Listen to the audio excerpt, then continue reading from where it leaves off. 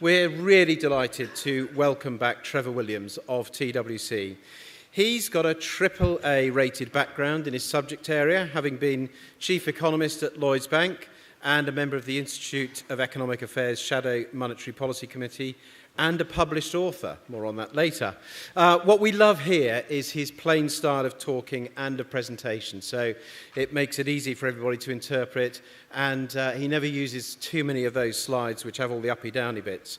So we're really looking forward to hearing how he rates the prospects for the UK economy and therefore for our industry. Please welcome Trevor to the stage.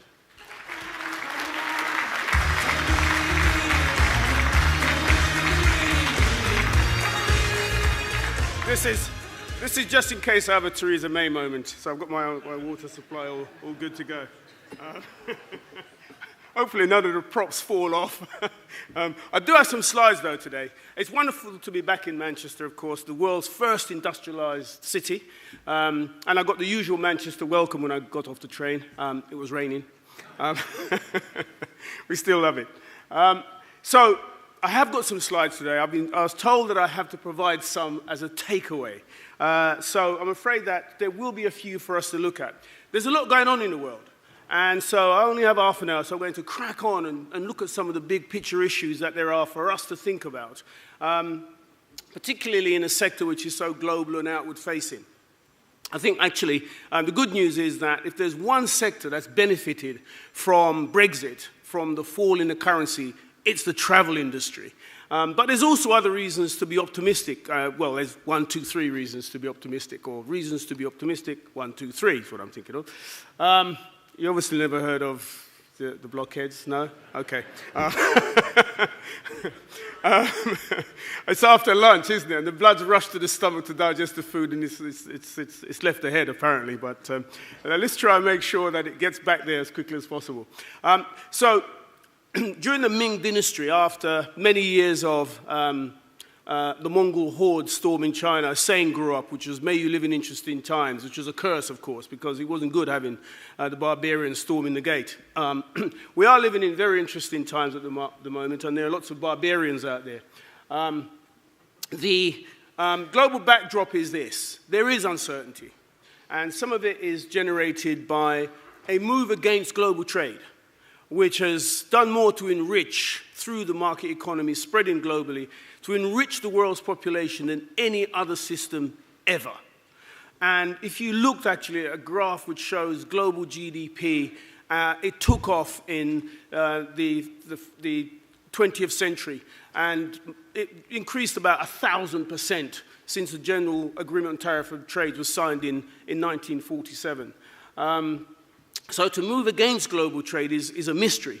And the fact that some of that policy uncertainty is coming from the US is even more strange, since the US has underpinned the world global trading system since the end of the Second World War. There is, of course, Russian adventurism, which isn't new. Churchill once said that the Russian interpretation is very difficult because it appears to be a puzzle wrapped inside an enigma. He did say how you cracked the enigma, though, which was to look at what Russia saw as its interests, and typically its interests are around worries around territory. And so it feels threatened, so it lashes out. Political risk, of course, backlash against the so-called establishment, although I noticed that many of those representing those that are fighting against the so-called establishment are themselves very often the establishment. China slowed down from a credit bubble, a renewed crisis in the Middle East. Asia was thrown in there, of course, because of the potential conflict emanating from North Korea, although I think the bigger risk is not, in fact, North Korea. It's maybe the response to North Korea rather than North Korea itself. So those are the global backdrop in terms of the main risks. But here's the good news. The world recovery is underway. Yesterday and today's papers are full of the IMF saying this is the best year for growth since 2016, and that they've upgraded growth forecasts for this year. Very good. In fact, though, the world economy has been recovering for the last few years, but it's the first year this year that the forecast made the previous year have actually not been downgraded. And that's fantastic news because that's the first time since 2012 that has happened. And 2016's growth forecasts made in 2015 were in fact downgraded. So this is a seminal year for the global economy. Although, by the way, the UK's forecasts were the only major countries which were downgraded, which of course is part of the Brexit effect. The good news about the recovery is it's happening in both the advanced economies and the emergent economies. So it's spread quite widely. It's because oil prices have fallen by 60% on average from their peak, and they remain low. It's given income to producers. It's given income to those that are consuming the oil. And it's meant that those that are making goods and services, the producers of goods and services, have benefited from a fall in their input prices. And consumers have benefited from a cut in the amounts that they pay out, and this means that there's been a significant boost across all economies. We, of course, have had loose monetary policy. In the 300-year history of the Bank of England, interest rates have never been this low. Even in the Great Depression, they were only cut to 2%, and we know that they've been at 0.25% since August of last year. More on that anon, because we could see a reversal of some of that ultra-loose policy.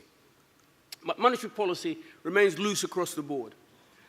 The recovery is now taking place in a whole range of countries, some of which had grown more slowly over the last few years, and some of which had been in recession. So Russia had been in recession, Brazil had been in recession, there'd been a slowdown in the Chinese economy, there'd been a slowdown in the EU economies, that now they are all picking up. So the backdrop for the UK has improved, and that's unequivocally the good news. So let's focus on the UK. Here's some particular issues that face us. One of those, of course, is Brexit. And there's a poll we're asking about Brexit, actually. Could I ask for that poll to be shown? And if you have an app, apparently you can log into the app and you can participate in the polls. So I'm not sure if it's possible to show that result. I was going to do it a bit later, but if it's possible to show it, could we please do so? And so no, that's the... I think it's the second or third question. I've confused the app. Let me leave that then, the Brexit one, until later on. The Brexit issue, of course, is a live one. The point about Brexit, of course, we say Brexit, but we haven't left. So we're still in a negotiating position. So we don't know what the outcome of it is until we've left and we look back at what's happened. Nevertheless, the debate about it has created uncertainty. And it's obscuring a number of things, such as the fact that we have low productivity. Low productivity has indeed been exacerbated by the uncertainty generated by the vote last year, but we had low productivity as a systematic effect impacting us for at least a decade or so. We have falling real and nominal pay, which, by the way, is a result of low productivity. The interesting thing about low productivity is it implies low pay. High productivity jobs mean higher value added, means higher pay. There's no puzzle about why real pay remains low. There's been a growth of those with low productivity compared with those with high productivity, even though there are lots of high productivity jobs that have not been filled, like doctors and nurses and engineers, for example. So we have shortage of key workers at the same time that we have low pay.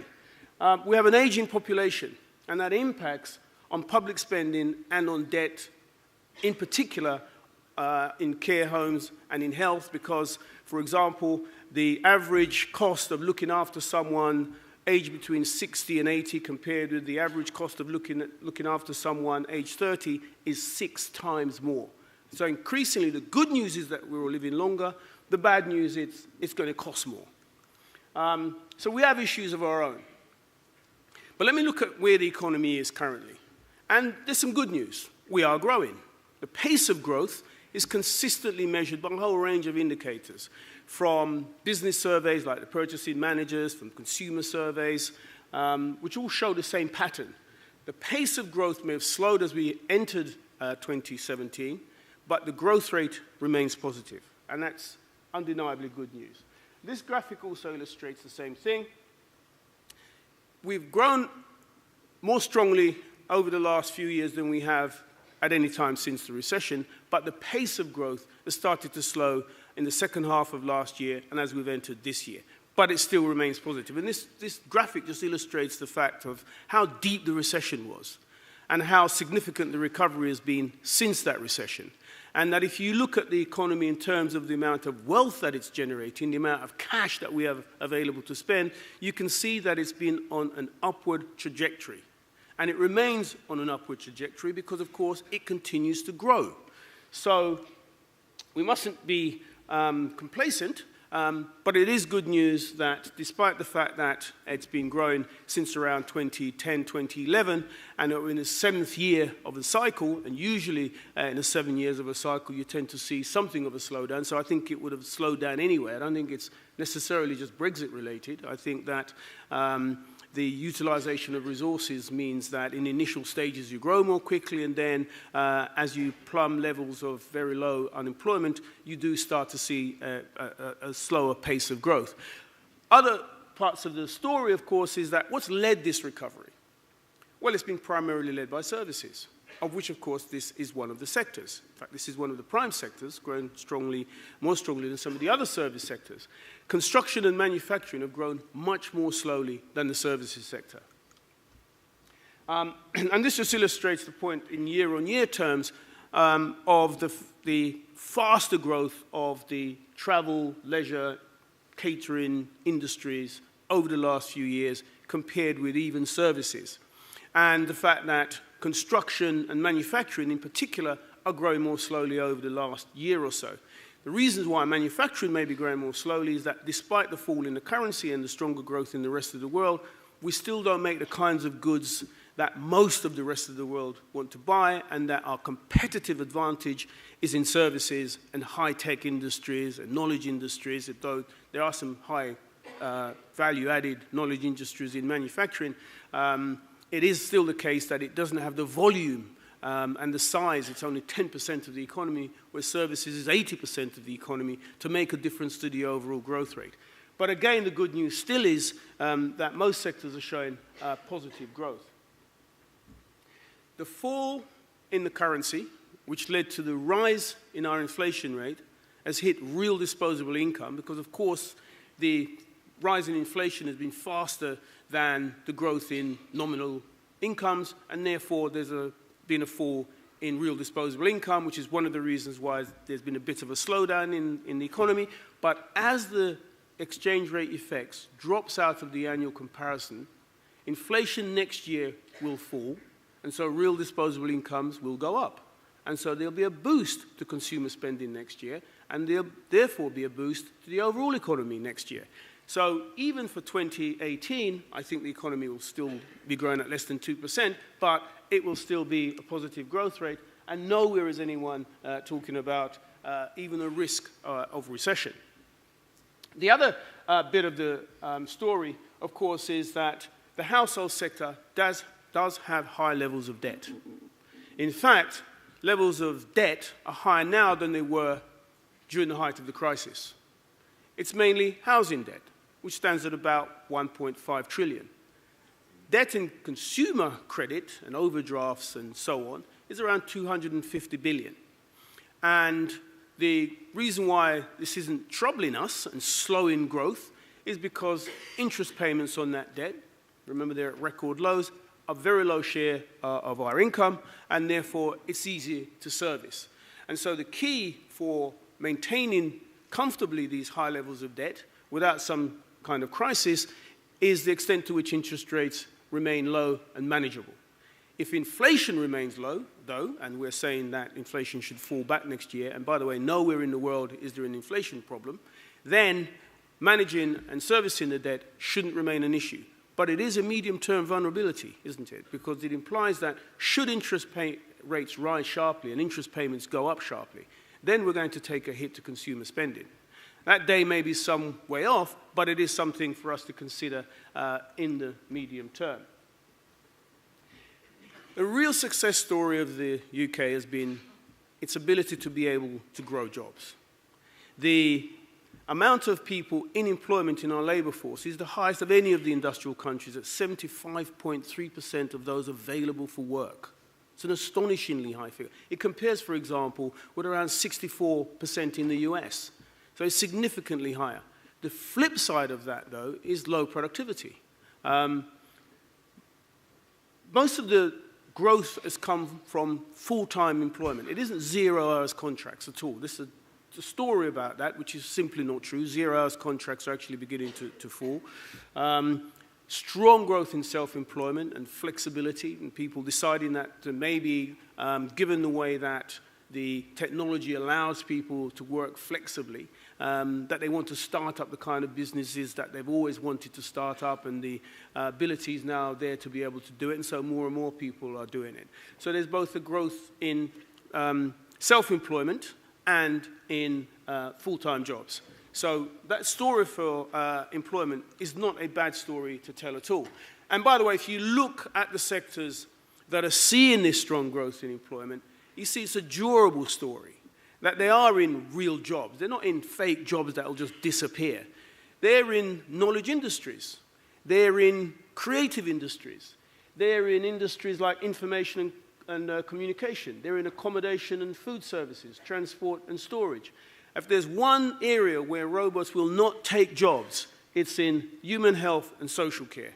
And I have a question, by the way, as well about whether you, as an audience, believe that robots net are taking jobs or not. And again, you can vote for that on the app. And at some point, we'll ask for all of those to be shown, just to see what your answers are against the sort of answers that I would have given. So the backdrop for employment is a very sustainable one. But the growth in employment has been accompanied by negligible growth in nominal pay. And real pay is the slowest it's grown in the last decade for about, well, since the 19th century in terms of the average 10-year period. But never before have so many people been employed in so many different sectors. And it isn't a puzzle in my view because, as I said, it's because of low productivity. And we're creating more low productivity jobs than we are creating high productivity jobs. And there's a question about that, and there's a question about what you do about it. And it seems to me what you do about it is to ensure that people can move from low productivity jobs to high productivity jobs. And that's a challenge for us as a society, to make sure you have the infrastructure in place, the technical colleges, the vocational training, the apprenticeship, and so forth, so that you do that. Not to say, right, we're going to stop low-paid jobs and force up wages and force people out of work and create social decay by not allowing people the opportunity to move from start-up jobs to ones that they may really want to do. As I said, this is coexisting with a shortage of skilled workers across a range of industries. If you had construction in here, for example, they'd tell you that there's about a 40,000 shortage of construction workers given the projects that are currently going on, from engineers to carpenters and bricklayers and so forth. So there isn't an issue around the fact that there's jobs which will pay more. It's a question about whether or not we have the people to fill those jobs, and that's a different question, it seems to me. So it is true that regular pay has been under pressure because we've had such relatively low productivity insofar as we've created so many jobs and firms have hired people that are relatively low skilled without, as we call it in the economic jargon, deepening the investments in the way that they produce those goods and services, which means taking a long-term view about the returns you're going to get on the investments that you're making, and firms have decided not to make those long-term bets at this time. And there's a whole host of reasons why pay is low. It's about the fact that the equilibrium rate, the rate at which the number of people in employment and the fall in the unemployment rate begins to exert upward pressure on real pay. It may be that it's far lower than it's ever been because we live in a flexible world. We live in a world maybe where there's just more people available for work globally. It may be that we live in a world where the technology allows us to work different hours and longer hours, and all of those things mean that the average pay level is lower than it used to be in the past. And so the challenge is embracing change and seeing the opportunities in change. Not trying to turn the clock back. So I won't read all of those out, but it's just to illustrate the point. The other important point is that although pay may be relatively slow growing, actually, in the UK since the 1990s, we've not had rising inequality. We've had falling inequality. That's one of the other surprising things. And again, the app had a question about this, and I'll be interested to see what the response to it is, because the reality is that inequality in the UK has actually fallen, despite low pay. But because of low pay, people just don't feel good. They want higher pay, and they want these high-value paying jobs. But as I said, we have a problem. And our problem is that we simply have not had the educational system or the technology colleges and all of the other support mechanisms that you need to turn those people who want higher paid jobs into those that will be employed in those high paid jobs. And that's a different challenge, as I said, for society. So productivity is one of the key challenges facing the UK. It is a fact that our productivity has been flat, effectively, since the 2007-2008 crisis. And that we need to do more to change it. These are long-term challenges, and they're not things that you can rectify overnight because they involve the sorts of policy changes that I've just talked about. And unfortunately, one doesn't very often hear some of the things your average economist, what I'm saying isn't original, lots of other economists would say exactly the same thing. I'm afraid you just don't hear it from policymakers enough about what needs to be done to ensure that the UK becomes a much higher productivity country. Although, by the way, there is a difference between sectors. There's some high productivity sectors, and there's differences between cities and regions within the UK as well. So London and the South East, for example, has a productivity level which is 30% higher than in the rest of the country, and on par with that of anywhere else in the world. So the question is, how do you become more like London and the South East? Something you shouldn't really say in Manchester. This is the other challenge that I posited earlier on about aging population. It offers opportunities, but it offers risks for the debt profile. The growth in the working age population, the blue line, is slowing. The growth in those of pensionable age is rising. So the question is, if you're retiring, and there's fewer people supporting those retiring, because remember, we pay, as a country, those benefits are paid out of current income. So they're not put in a fund somewhere and then it's paid. It's paid out of taxation on the day. So the question for those that are in this working age segment as they grow older is, they're going to be funding more and more people that are retiring. And the question is, where's the money coming from? And are our debt levels going to be able to sustain it? Do we need to think about how we deliver those services and how we innovate in those deliveries? And as I said, that offers challenges, but challenges bring opportunity as well. And innovation, as is often said, is created by conditions of adversity. So that is one of the challenges that I've highlighted facing the UK. Coming back to inflation. So we are above the inflation target at the moment. It's 2.9%. Some think it may hit 3%. But guess what? We know why it's above the target. It's because the exchange rate fell last year as a consequence of the vote to leave the EU. And we also know that with slow growth in the domestic economy, relatively slow growth in pay, as we've just evidenced, why should inflation be a problem for the UK in the medium term? The answer is, there is no reason why it should be a problem. We know next year the inflation rate will drop back, unless oil prices were to rocket, unless the exchange rate fell again. I think the inflation rate will drop back to 2% or below. So there's no pressing urgency for the Bank of England to raise interest rates. However, they have been talking about doing it. And the problem about talking too much sometimes is maybe you back yourself into a corner. And maybe they'll feel they're going to have to do it to keep their credibility. As I said, I don't see the evidence which means that they have to do it, but they may do it on November the 2nd, which is the key MPC meeting to watch for in the next couple of months. If they do it, I think it'll only be 0.25%, and it may be when they do it, they say that we won't move any further until we see evidence which means that we should be concerned more than we have been about inflation or about growth in the economy. So I suspect that if they do a 0.25 percentage point hike back to 0.5%, the level which prevailed before the referendum last year, then I think that may be it for a while.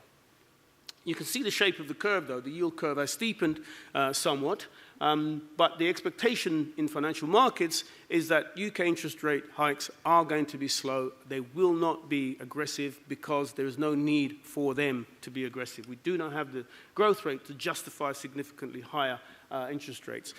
Debt is an issue, and the point I was making earlier about the pressures on public finances remain in place. And so the authorities will only slowly move the budget deficit back into balance, because doing so quickly may damage growth in the rest of the economy. But we're going to have to live with the fact that public sector debt as a share of GDP is going to be in the high 70s or low 80s over the coming decades or so.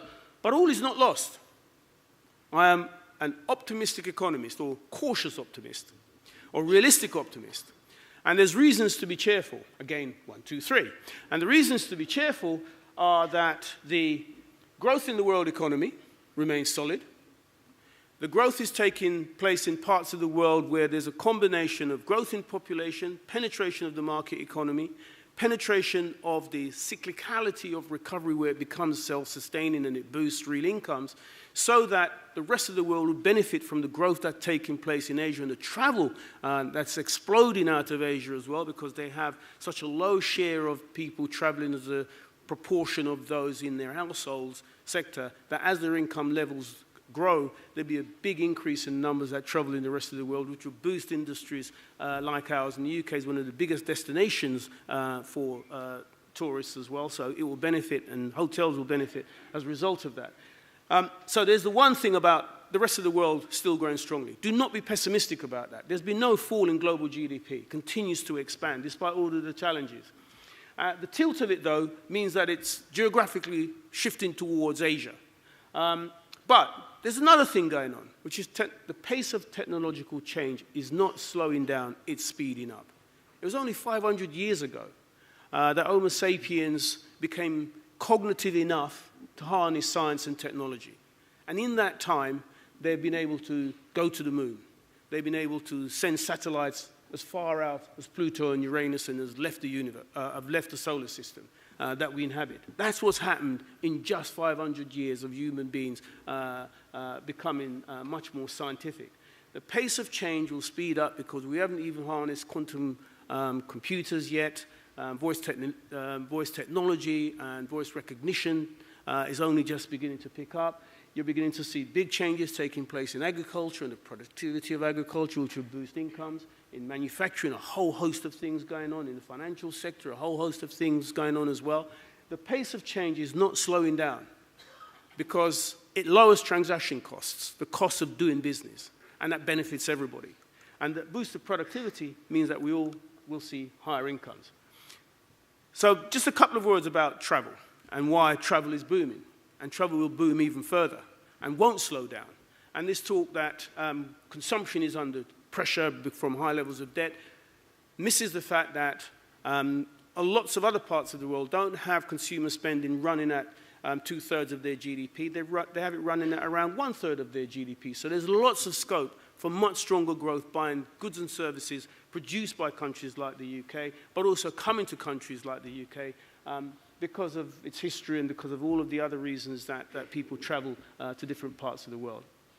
So the economics of travel is linked to economic growth. So the faster the pace of economic growth, the more travel there is. Not brain surgery, is it? It's just kind of just straightforward. And so if the global economy continues to expand, then it means travel will continue to expand. It means that hotels and all of these sectors related to it will continue to benefit. And the geography of growth, by the way, of travel growth around the world, shows just how international it is. People love to travel. And that travel takes place across a whole range of different parts of the world. And the interesting thing about this graphic, it shows in some parts of the world where incomes remain relatively low at the moment, where they won't be relatively low in 5 and 10 and 15 and 20 years' time, they will just be traveling more. And so the opportunities are just greater, both for hotels to be in those places, but for hotels and sectors related to it in some of the advanced economies or where people want to go most will also benefit from it. As you can see, actually, some of the most visited places in the world are in the UK. The numbers are incredible. When I looked at them, I thought, I'll double-check these, that they're not thousands, they're millions. And Thailand's at the top, visitor destination, But the UK is also one of the most visited cities, one of the most visited countries in the world. They stop off in London, by the way, but they go from there to the rest of the country as well. And there's lots of sites that have been deemed heritage sites in the UK, which benefit enormously from those numbers of people that visit. And international spending by visitors is huge. And so as the numbers increase, the amount they spend per person will have a significant impact on the economies to which they go to spend that money. So, thank you very much for listening. I'm going to conclude there. Can we see the answers to those questions, please? We've got 1 minute left, if it's possible, from the app. For inequality, for Brexit, and for the issue around whether you think robots destroy jobs or whether automation, net, creates jobs. So, do you think UK inequality has increased, decreased? That's fantastic. That's the right answer. The next one? Oh, hold on. I think you all started to answer that question after I went through that inequality slide. That's what I think happened. What's the next one? Yeah, it doesn't surprise me amongst this audience. You're an international set. You're obviously global citizens. And as Theresa May said, if you're a citizen of the world, you're a citizen of nowhere. I totally disagree with that, of course. I am a citizen of the world. The final question, then. Do you think that robots create jobs? And you're absolutely right. PwC survey, you're such a knowledgeable audience. I love coming here. This is why. The PwC survey, from 2002 to date, it estimates that automation has destroyed 800,000 jobs. But guess what? It estimates that automation has created 3.7 million jobs. Of course, it's not the same people that have lost their job, that can shift into the jobs that have been created. But that's the point. Shifting those people into those employments offers opportunities for those people and for the rest of us, because they're higher productivity and they're higher paid jobs. And we must rise to the challenge of ensuring that you can shift people out of sectors where jobs are being destroyed into sectors where jobs are being created. That's the challenge facing us over the next coming decades as the pace of change continues to accelerate.